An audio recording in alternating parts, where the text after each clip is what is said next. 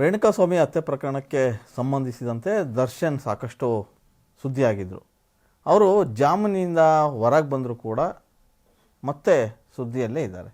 ಕಾರಣ ಇಷ್ಟೇ, ಇತ್ತೀಚೆಗೆ ಅವರು ಅರ್ಜಿ ಸಲ್ಲಿಸಿದರು. ಯಾಕಂದರೆ ತನಿಖೆ ವೇಳೆ 37 ಲಕ್ಷ ರೂಪಾಯಿ ಏನು ಪೊಲೀಸರು ಆ ಹಣನ ಸೀಸ್ ಮಾಡಿದರು, ಆ ಹಣನ ವಾಪಸ್ ಕೊಡಿಸಿ ಅಂತೇಳಿ ಕೋರ್ಟಿಗೆ ಅರ್ಜಿ ಹಾಕಿದರು.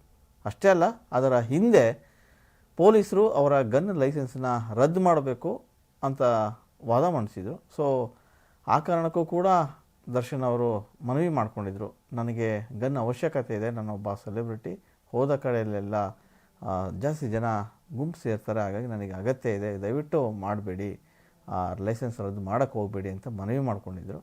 ಆದರೆ ಪೊಲೀಸರು ಎಲ್ಲ ಅವರ ಮನವಿಯನ್ನು ಪರಿಗಣನೆಗೆ ತಗೊಳ್ಳದೆ ಈಗ ಒಂದು ನಿರ್ಧಾರಕ್ಕೆ ಬಂದಿದ್ದಾರೆ. ಅವರ ಗನ್ ಏನಿತ್ತು ಆ ಗನ್ ಲೈಸೆನ್ಸನ್ನು ಸದ್ಯಕ್ಕೆ ಸಸ್ಪೆಂಡ್ ಮಾಡಿದ್ದಾರೆ, ಅಂದರೆ ಅಮಾನತಿನಲ್ಲಿ ಇಟ್ಟಿದ್ದಾರೆ. ಸೊ ಈಗ ಅವರು ಸರೆಂಡರ್ ಮಾಡ್ಕೊಂಡಿದ್ದಾರೆ. ಕಮಿಷನರ್ ಅವರ ಸೂಚನೆ ಮೇರೆಗೆ ಆರನಗರ ಪೊಲೀಸರು ಅವ್ರ ಮನೆಗೆ ಹೋಗಿ ಗನ್ನನ್ನು ಪಡ್ಕೊಂಡಿದ್ದಾರೆ.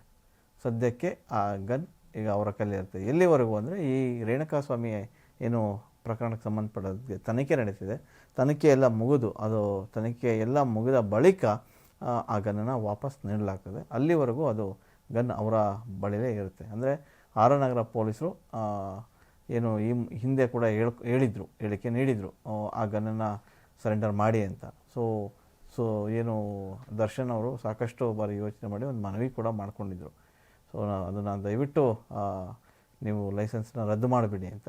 ಆದರೆ ಕೂಲಂಕಷವಾಗಿ ಅದ್ರ ಬಗ್ಗೆ ಪ್ರಕರಣವನ್ನು ಎತ್ಕೊಂಡಂಥ ಪೊಲೀಸರು ವಿಚಾರಣೆ ನಡೆಸಿದ ಬಳಿಕ ಈಗ ಅದನ್ನು ಸರೆಂಡರ್ ಮಾಡ್ಕೊಂಡಿದ್ದಾರೆ.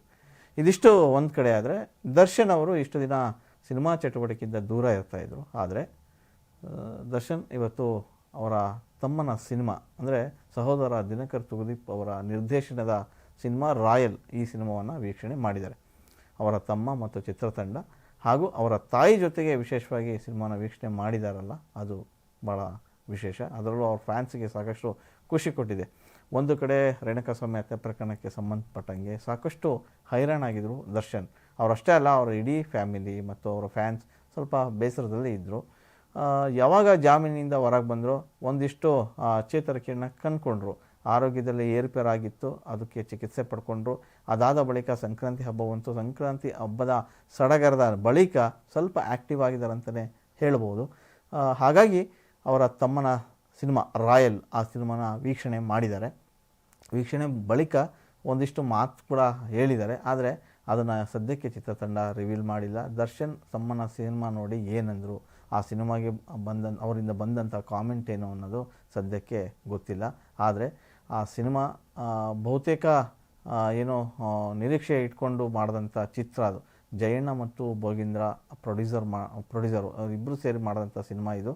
ತುಂಬ ವರ್ಷಗಳ ನಂತರ ತೂಗುದೀಪ್ ದಿನಕರ್ ಅವರು ಈ ಸಿನಿಮಾನ ನಿರ್ದೇಶನ ಮಾಡಿದ್ದಾರೆ.